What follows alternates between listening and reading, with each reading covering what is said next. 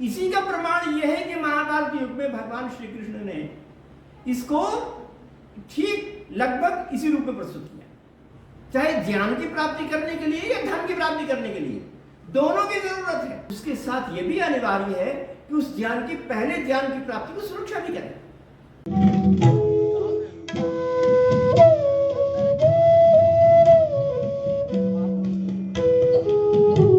प्रिय महानुभाव, आज मैं आपके समक्ष संस्कृत मुहावरे एवं लोकोक्तियां इस विषय के चतुर्थ अंक को लेकर आपके समक्ष प्रस्तुत हूं। आज मेरे लोकोक्ति या सुभाषित है योगक्षेमं वहाम्यहम्। इसको आपने बड़े विस्तार से सुना होगा। आजकल ये LIC life insurance corporation of India का सुभाषित है और बहुत सटीक सुभाषित है, बिल्कुल सही अर्थ को प्रस्तुत करता है। तो ये जो सुभाषित है वो कितना सुंदर है और कहां से आया है, ये मैं आपके समक्ष प्रस्तुत करने जा रहा हूं। योगक्षेमं वहाम्यहम् का अर्थ यह है कि मैं तुम्हारे योग और क्षेम का वहन करता हूं। और आप जानते हैं ये गीता में भगवान श्री कृष्ण ने कहा है, और यह आपको जान के आश्चर्य होगा कि ये जो सूक्ति है वो मूल रूप से वेदों से आई है। वेदों में कहा है कि योगक्षेमं वादायाहं भूयासम उत्तमः, इस प्रकार ऋग्वेद में आया है।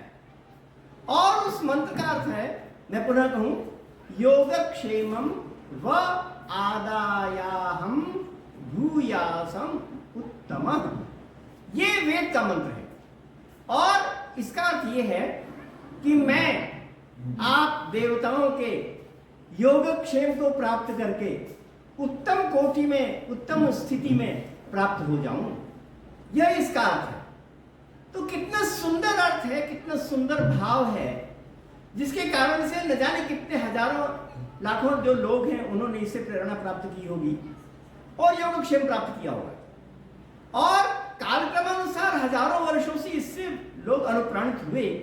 इसी का प्रमाण यह है कि महाभारत युग में भगवान श्री कृष्ण ने इसको ठीक लगभग इसी रूप में प्रस्तुत किया। उन्होंने जो गीता में श्लोक कहा है वो इस प्रकार है, अनन्याश्चिन्तयन्तो माम ये जनाः पर्युपासते तेषां नित्याभियुक्तानां योगक्षेमं वहाम्यहम्। उसका अर्थ यह है कि जो मेरा अनन्य भाव से चिंतन करते हैं और मेरी अनन्य भाव से उपासना करते हैं, ऐसे जो नित्य मेरे साथ संसर्ग में आए हुए लोग हैं, उनके योगक्षेम का मैं वहन करता हूं। तो उनके चिंतन करने वाले कौन हैं और उनकी उपासना करने वाले कौन हैं? जो स्वयं भगवान श्री कृष्ण का जो योग है उसका परिपालन कर रहे हैं। भगवान श्री कृष्ण ने योग की अपनी परिभाषा दी थी, योगः कर्मसु कौशलम। योग होता है विभिन्न कार्यों में कौशल प्राप्त करना, जो स्किल प्राप्त करना है ना, जिससे कोई आदमी ऊंचा टेक्नीशियन बनता है, ऊंचे विभिन्न अच्छे अच्छे काम को करता है, वो प्राप्त करने को भगवान श्री कृष्ण ने योग कहा है और उसी की उपासना करने की बात यहां पर कही गई। तो जो ऐसी योग की, उनकी बताए हुए योग की जो उपासना करता है, उनके योग और क्षेम का मैं वहन करता हूं। यहां पर जो योग क्षेम है वो एक अन्य अर्थ में है। शंकराचार्य ने योग और क्षेम का अर्थ अपने प्रकार से किया है और वो सर्वमान्य है, वो उसको सभी लोग स्वीकार करते हैं। उन्होंने कहा है, शंकराचार्य ने जो कहा है वो ये है कि योग अलब्ध लाभो योग लब्धस्य संरक्षणम क्षेमम, अर्थात जो मुझको प्राप्त नहीं हुआ है उसका प्राप्त करना, ये योग है। और जो प्राप्त हो चुका है उसकी सुरक्षा करना, ये क्षेम है।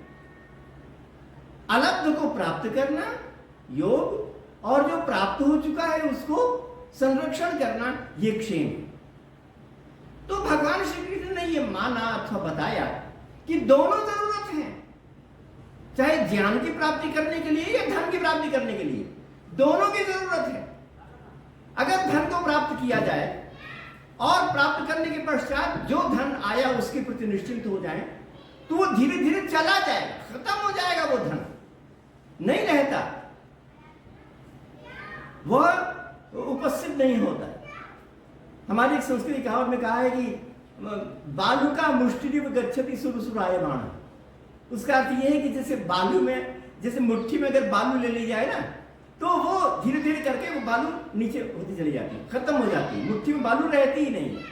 उसी प्रकार से धन की हालत है, अगर सुरक्षा न की जाए तो वो धीरे धीरे खत्म हो जाता है।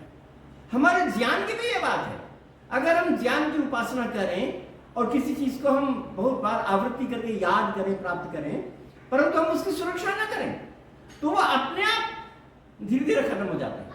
मतलब ज्ञान की प्राप्ति के लिए हमको अपार श्रम करना पड़ता है, विभिन्न श्लोकों और मंत्रों को याद करने के लिए मेहनत करनी पड़ती है, मगर उनको भुलाने के लिए कुछ मेहनत नहीं करनी पड़ती, अनायास हो जाता है। तो धन का अगर गंवाने वाली बात हो या ज्ञान को भुलाने वाली बात हो, अपने आप हो जाता है। इसलिए जब ज्ञान की प्राप्ति की बात कर रहे हैं या धन की प्राप्ति की बात कर रहे हैं, उसके साथ यह भी अनिवार्य है कि उस ज्ञान की, पहले ज्ञान की प्राप्ति की सुरक्षा भी करें, पहले धन की प्राप्ति की सुरक्षा भी करें। इसलिए भगवान श्री कृष्ण ने कहा कि हम दोनों काम करते हैं, योग भी और क्षेम भी। इसी प्रकार इस दोनों चीजों को परिपालन करने से ही हमारा धन बढ़ता है, हमारा ज्ञान बढ़ता है। तो ये बहुत बढ़िया सुंदर कहावत है, जो कि आजकल भी पूरे भारत में गूंज रही है और जिसकी आवश्यकता सभी जगह है, और इसी के द्वारा हम धन और बल और आनंद और ज्ञान की प्राप्ति कर पाते हैं। तो ये कहावत अपने आप में बहुत सुंदर है। आपने मेरी बात को बहुत ध्यानपूर्वक सुना, इसलिए आपको बहुत धन्यवाद।